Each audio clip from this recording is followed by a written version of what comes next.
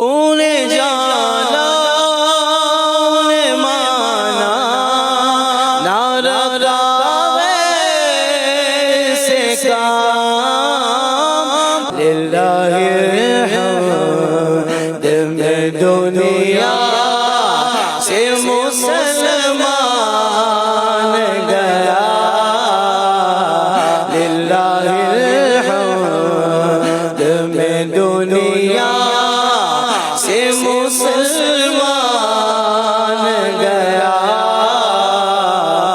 خاص طور پر اس شعر کے حوالے سے میں آپ سے یہ سوال کرنا چاہتا ہوں کہ عمومی طور پر اس طرح کی بات ہوتی ہے نا، اب چونکہ سید اعلیٰ ظاہری طور پر بھی حیات ہیں اور آپ لکھ رہے ہیں کہ انہیں جانا انہیں مانا نہ رکھا غیر سے کام، انشاءاللہ میں دنیا سے مسلمان جاؤں گا، اس طرح کی بات نہیں فرمائی آپ نے۔ یقیناً للہ الحمد میں انشاءاللہ بھی شامل ہے، لیکن یہاں اس مقام پر سید اعلیٰ حضرت نے یہ کیوں ارشاد فرمایا، یہ کیوں کہا کہ للہ الحمد میں دنیا سے مسلمان گیا؟ کیا اس معاملے میں اتنا ہی یقین دکھانا ہے؟ یہ ارشاد فرمائیے۔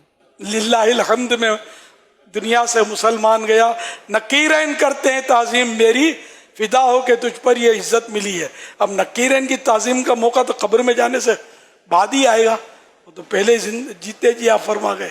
تو یہ ساری باتیں حسن ظن پر ہیں۔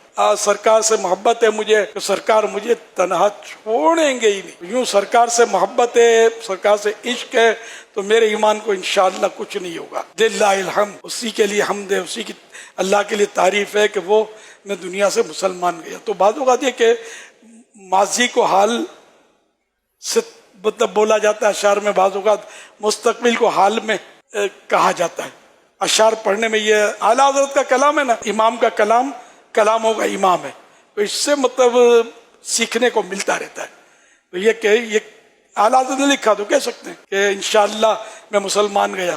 تو بعض اوقات یہ ماضی، اور اس میں آپ کو ایک مثال دوں، احیاء العلوم میں امام غزالی رحمۃ اللہ علیہ نے فرمایا کہ جس نے کل روزہ رکھا تھا وہ یہ کہہ سکتا ہے کہ انشاءاللہ میں نے کل روزہ رکھا تھا۔ روزہ اسی وقت ہے جبکہ اللہ کی بارگاہ میں قبول بھی ہوا ہو، اس لیے انشاءاللہ کہنے میں حرج نہیں ہے۔ نہ رکھا غیر سے کام، اس پر بھی کچھ کلام فرما دو۔ مطلب یہ کہ میں نے سرکار کا جب دامن تھام لیا تو سرکار سے کوئی بڑا ہے نہیں کہ جن کا میں دامن تھاموں۔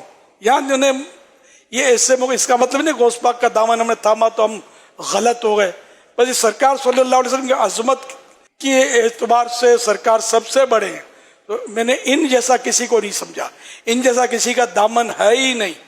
تو یہ مطلب تعویلات تو سمجھ میں آتی ہے۔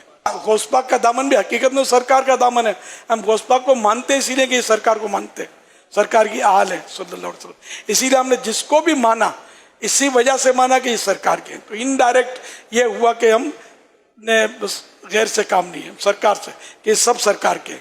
سادات کرام کا احترام کیوں کرتے ہیں؟ سرکار کی اولاد ہیں۔ اہل بیت سے کیوں محبت کرتے ہیں؟ سرکار کی آل ہے۔ صحابہ سے کیوں محبت کرتے ہیں؟ کہ سرکار کی صحبت یافتہ ہی ہے۔